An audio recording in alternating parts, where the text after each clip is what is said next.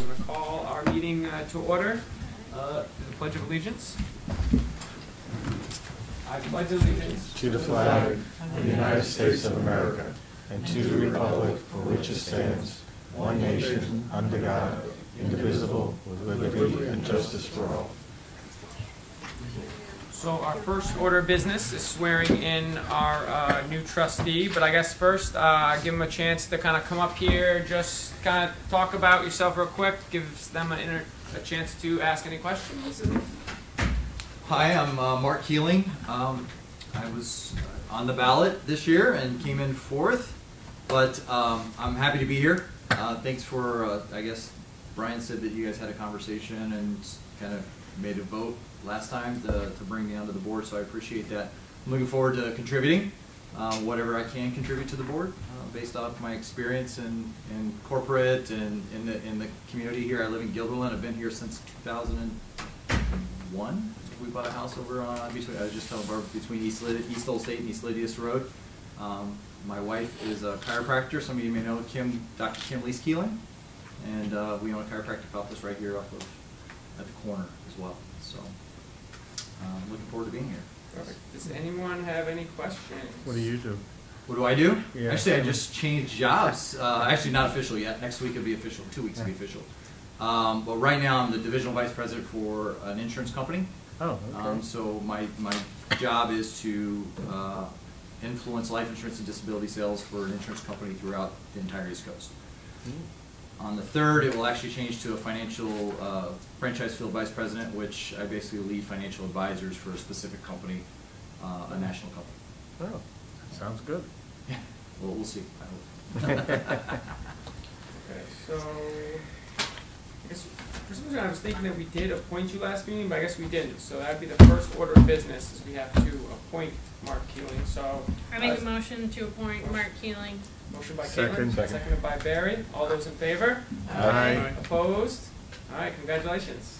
Thank you. All right, Any other questions? That's it? that's it. Well, hold on. We gotta have you. I'll just let you read this as opposed to kind of That's what I just read it out loud, and then you can Okay. sign it, and you're good to go. I do solemnly affirm that I will support the Constitution of the United States and the Constitution of the State of New York, and that I will faithfully discharge the duties of the library trustee according to the best of my ability. It's almost like signing into the military again. Perfect. You're all set. Can we Can I get get a this? photo Oh, yeah, yeah. of Yeah. you behind the flag? You want me to like shake his hand or something? Yes, that'd be Oh, perfect. perfect. All right, little handshake. Make it real Take political, a Brian. round of these Too, right? pictures. Yeah, look that way. Okay, awesome. I'm gonna see if I can get a couple on the camera as well, if you don't mind. Doing great. Let's see. Gentlemen, return to your corners, no hitting below the belt. Should I look at you or the camera or at each other? You can do both. Okay, that's good, right there. Get a couple that way. And then look at each other. There we go, perfect. All right. Thank you, congrats. Congratulations. Welcome aboard. All right. So, thank you, Mark. Welcome. You don't know what you got yourself into. I know. All right. Now let me find my agenda. Next is public input. I see no public. So next is our audit presentation. Neil is here to present the audit. Are we just going to pass it off to Neil? You good with that? Yes. Okay. So So Neil, glad come he's on here. up. Patiently waiting in the parking lot. Just let him go. And for those who don't know, Neil is on our audit committee. So, Hi. tell us Hello, about it. everyone. Brief introduction, I'm an engineer. I work for Global Foundries, lived in Guilderland for 14 years. Went to the U Albany, so I have been a Guilderland resident for almost 15 years. So, yeah, we'll start with the management letter. We just go over a few points here. Do we have any extra copies of the letter or anything? By any chance? Should Was it in the packet? Should be in the I didn't packet. see it. Or, I think you picked it up before you picked up your packet. Yeah, but I didn't bring it tonight. Yeah, this is. Yeah. Share it with you. Oh, thanks. Could borrow Peter's for now. So is this the management letter? Yes. Sorry. A few points here, we would like to go through the the qualitative aspects of accounting practices. We follow the GASB norms, and financial statement disclosures were neutral, consistent, and clear. There was no issues encountered while dealing with management and performing the audit, and corrected and uncorrected misstatements. Management has corrected all misstatements, so there were adjustments made. There were adjustments detected as a result of audits, and it was recorded. There was no past adjustments. Go to the next page. There was no disagreements arose for the course of the audit. There was no other independent accountants. There was no other consultations made. And there were other issues were all during the normal course of the professional relationship. And of course, this information is intended solely for the information of the audit committee, board of trustees, and management of the public library.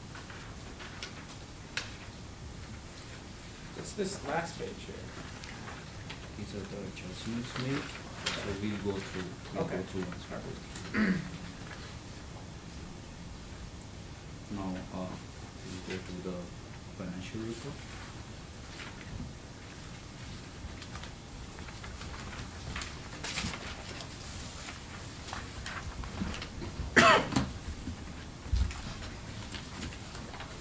Page 1.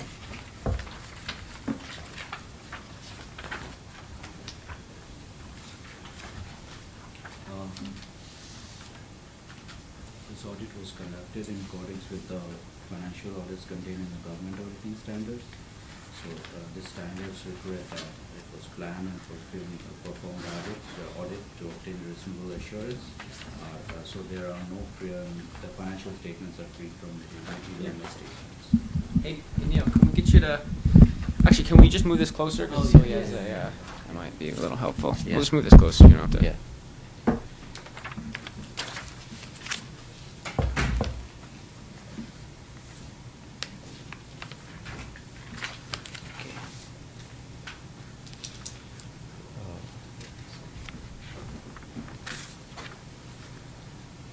Page 3.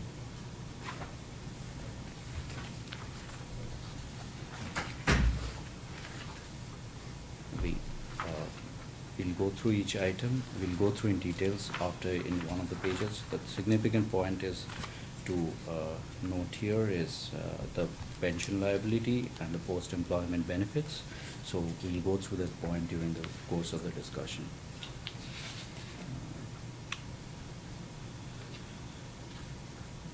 There's been an increase in net position and investment in capital assets. If we go to the next page, page 4, there's significant change from 2018 on building maintenance and repairs and maintenance increased by almost 100%. There was increase in marketing and advertising cost as well as printing and postage. There was almost 33% increase in staff development, while there was a reduction in taxes for water and sewer.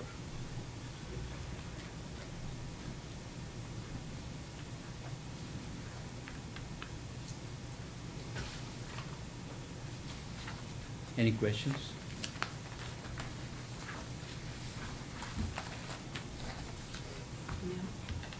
Okay. Yeah. Barbara has a question. More so on this one, the retirement liabilities that we have accumulated for our staff, do we just pay those on a yearly basis, or do we have a fund that we keep putting money in so that we don't get hit big time? Yeah, we do have a fund for that, yeah. Directly to the New York State retirement. Yeah, That's payment directly to the retirement and then we allocate it out. yeah. Which sheet are you working from? Back on the original handout, the last page, I believe she's looking Yep. at. The last page of the audit letter is Yep. what Oh, Barbara was okay. looking at.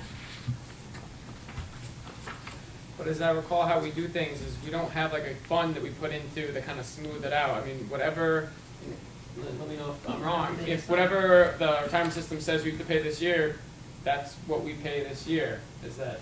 Right, Accurate, they yeah. calculate it out, they have actually calculate the percentage of our participation of the retirement fund, and they bill us, and that's what they get. Now, are we able to, you may not know this, I don't even know this, but could we explore, can we set up like a small fund so that when we hit those, 18% rises, it doesn't impact our budget as much because we have some reserve funds? We should pretty much know what the billing is going to be prior to setting the budget. Right, but what I'm saying, we've gone from like 7% contributions to 14% sometimes. I didn't know if we could set up like a reserve fund where you could even out the bumps. So you'd pay 10% every year, and I understand what you're saying.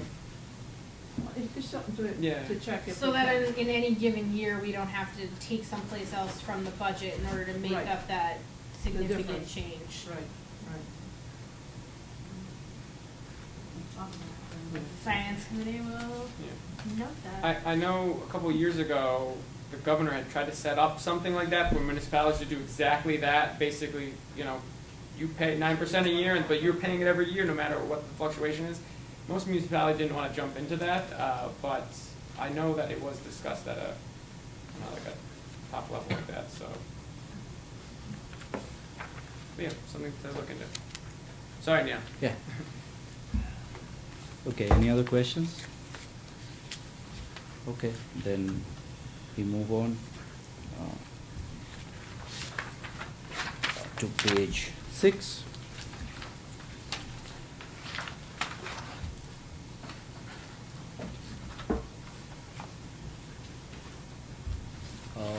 Points to note, I'll go over the Gilderland Central School District issued bonds to finance the construction of the Gilderland Public Library. So as of June 30th, 2013, the bonds were paid in full. And again, the basis of accounting and accounting method was GASB. That's the accepted standard setting body established for government accounting. The cash and cash equivalents, the library considers all highly liquid instruments purchased with a maturity of 3 months or less to be cash equivalents. Short-term investments, other certificates, we are on page 7.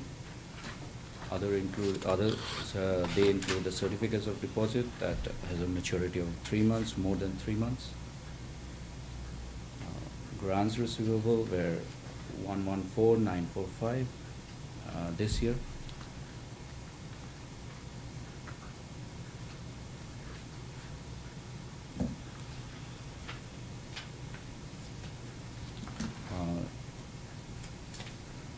Interest and investment income, gain, loss on disposal of capital asset are reported as non-operating revenue. Depreciation is computed using a straight line method over the estimated useful life of the asset, which ranges from 3 to 39 years. For the books, the library has not capitalized the books. For insurance purposes, this collection and appraisal value of 5,91600 as of June 30th, 2019. And the estimated useful life of book is not readily determinable, but they are deemed to be less than 1 year.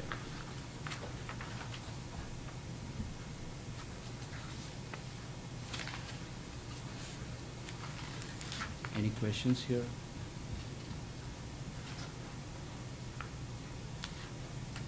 Okay, we go to page 8.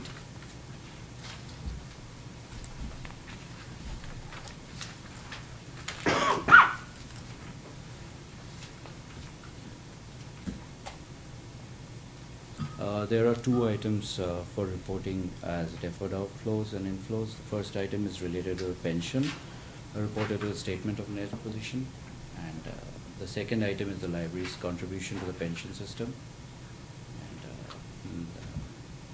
There's a deferred inflow of resources. The library has 1 item that qualifies for reporting in this category. This item is related to the pension, again in the statement of net position, and represents the effect of net change in the library's proportionate share of the net current, or the collective net pension liability. Compensated absences. The library recognizes the liability for unused vacation and sick leave that was earned based on rendering of past service, and that carried over in a future period. The liability was 140,567 as of June 30th, 2019. So it looks like with the pension, they kind of just move things from different, basically labeling them slightly different. Would that be an accurate termination? So it's near pension retirement, then we're shifting it to net pension liability. Is my understanding right, or? It's actually a deferred outflow, so yeah, it will not be recognized as an outflow until the actual event happens. So that's how it is calculated. Okay, because the under assets, the pension for 2019 says 359,539, but the liability is indicated as 444,339. Which page are you on? What page are you on? 13? I'm on page 3. And I guess that's another question. Why do we have these pension liabilities? We don't pay the pension system pays. And it's gone in 1 year, it went from 186,612 to 444,339. I think that, Because the library's portion of the plan's total net pension asset, the liability went up a little bit. So it went up over 100%. It did not go up that much. If you look at page 13, there's some more details on the pension and pension liabilities. yeah, all right, so these are the same numbers, okay, yeah. Yep.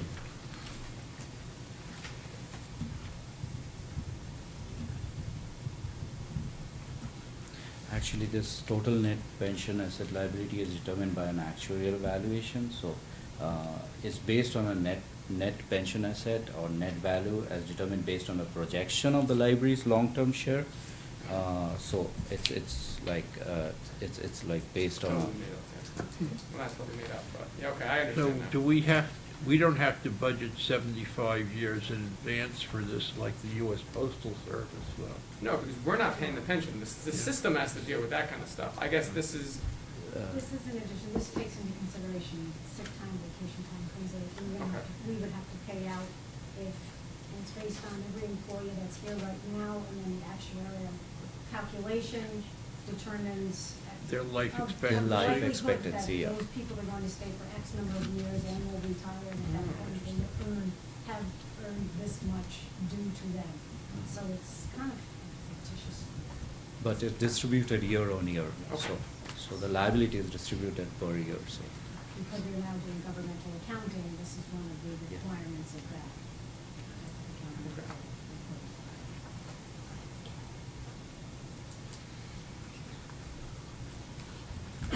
Any other questions?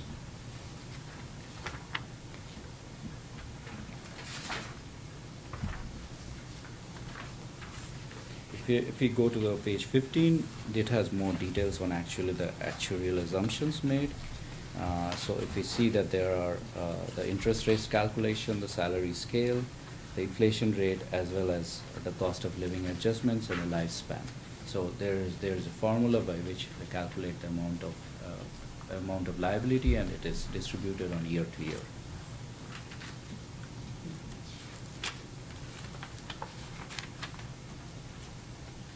And it is based on expected future rate of return.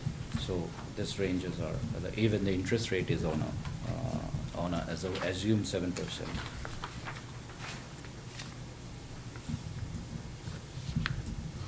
Page 16 has more details on the asset class and the actual rate of return for each asset class. The discount rate applied was 7%. Then there was, if you look at page 17, that the actual share of employers' proportionate share of net pension asset liability was arrived at, and then it is distributed on year to year.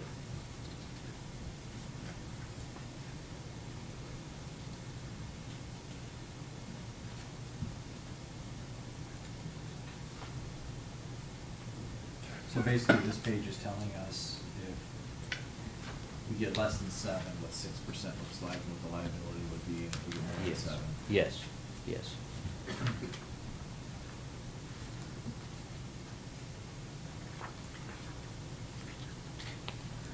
If you look at Changes.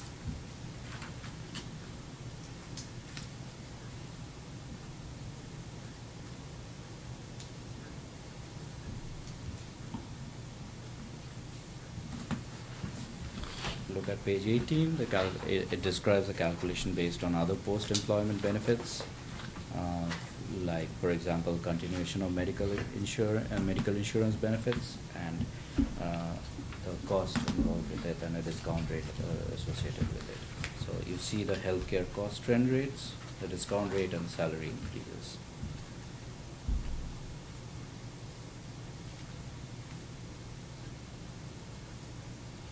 Any questions?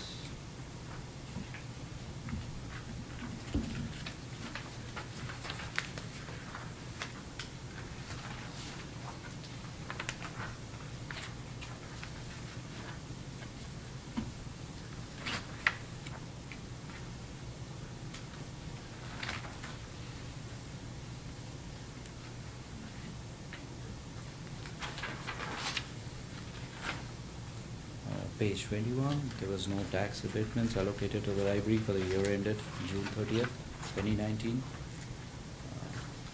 Cash and investments.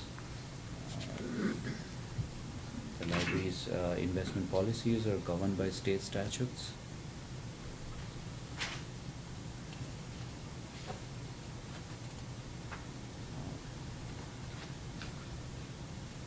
For construction and other services amount to approximately 8353698 as of June 30th, 2019.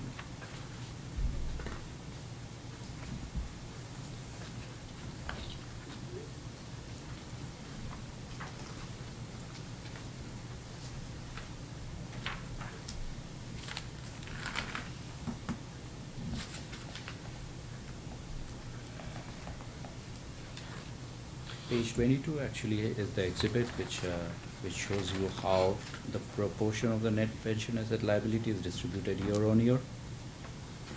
So it gives a better idea of how that figure 444339 has been arrived.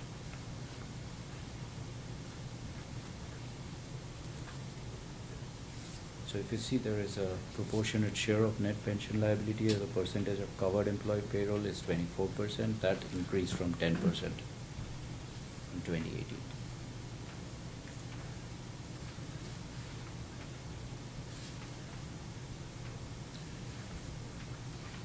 There's even more of a switch between 2015 and 2016 than there is after that. Is that when the rules changed as to? Yeah, this is when the new accounting standards were adopted.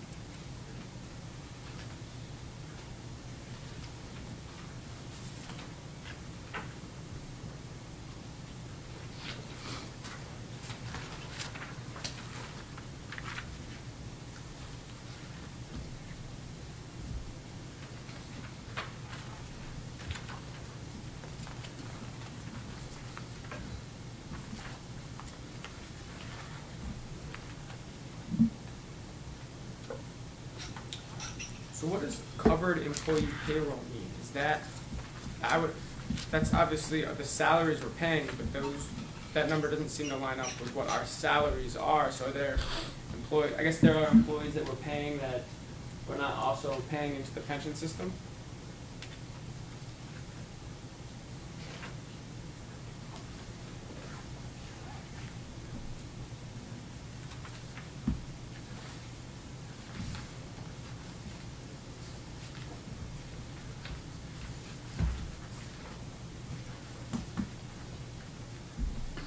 Or do part-time employees have to join the pension system? No. so that might be. Yeah, it's not a big difference. It's only like maybe $100,000. They can, but they don't. Okay, so maybe that's what it is. Okay.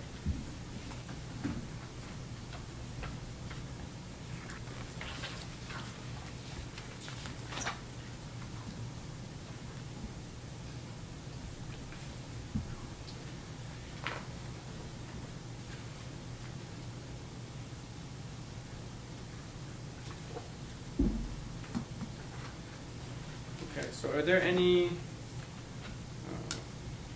in the past, we've always had notes about problems or concerns. It doesn't appear we have any of those. No, we made a statement saying that there was no management disagreements for this year.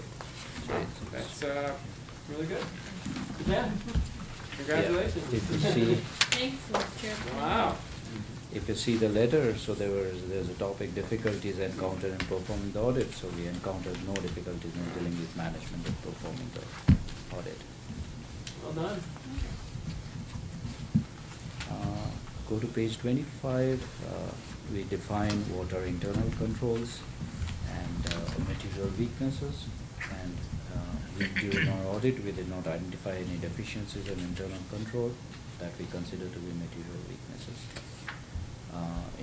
Internal control, just for reference sake, exists when a design or operation of a control does not allow the normal course of action for the assigned functions of an employee or management. A material weakness is a deficiency or combination of deficiency in internal controls. So nothing was identified during this audit.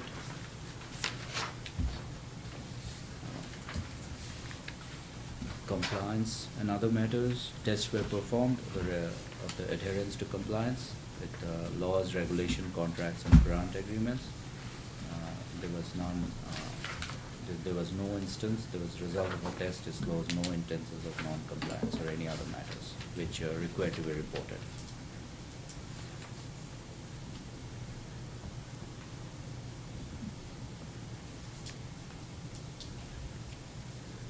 And the purpose of this report is to describe the scope of the testing and not to provide an opinion on the effectiveness of library's internal controls.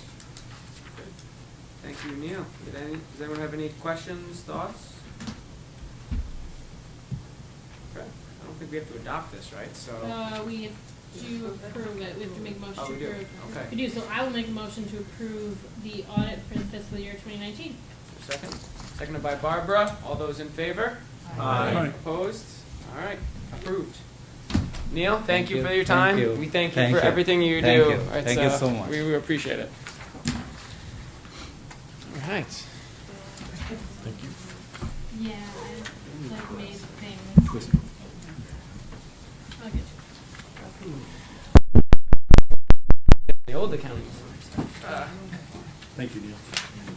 Don't we usually have a representative from the audit company? He could not be here this evening, Oh, so audit committee met, everything was great. okay.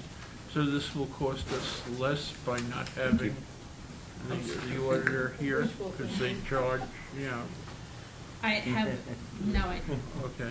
Fair enough, they charge extra for that. They charge for everything. So, Yeah. so they probably do. We did save some money. There's No no free doubt in my lunch. mind. Free lunch. Okay. Tim says all the holidays. Oh, thank Next, Need to get we on will look at the treasurer's reports. Okay, and I think I'm giving the treasurer's report because Chris Aldrich is out of town. Hopefully he's watching us right now. Yeah, there you go.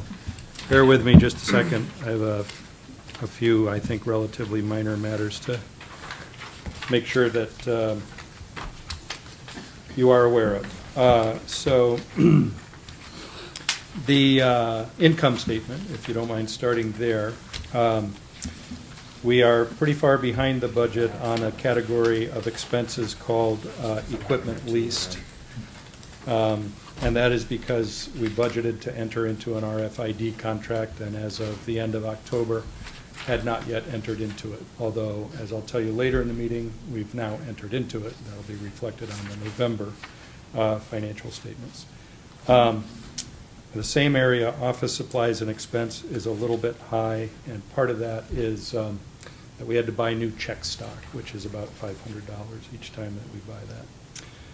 You'll see that programs and materials for programs, or I believe it's called program supplies, are both a little high. Basically, we've been doing a lot of programs, and the department heads in question are aware that we're a little bit over, and they're aware that they are to come in at or under budget at the end of the year, and they don't anticipate any problem with that. I am the cause of part of their problem because I started a new series called the Cabaret Series, and we're doing it 3 times this year, and we had to buy a few things for it. So it made the first of the 3 times more expensive than the second and third time, new tablecloths and such. And then on the second page of that report, there's a line called Building Equipment Cleaning and Maintenance, and that's a little high.